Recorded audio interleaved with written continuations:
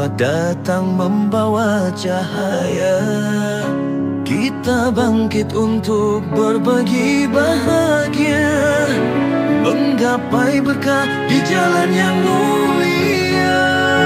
Sedekah kecil, senyum yang ikhlas, membuka pintu rahmat yang luas.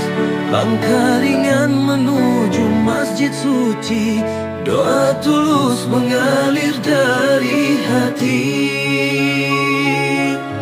Jumat berkah, hari penuh cinta, berbagi rasa bahagia bersama.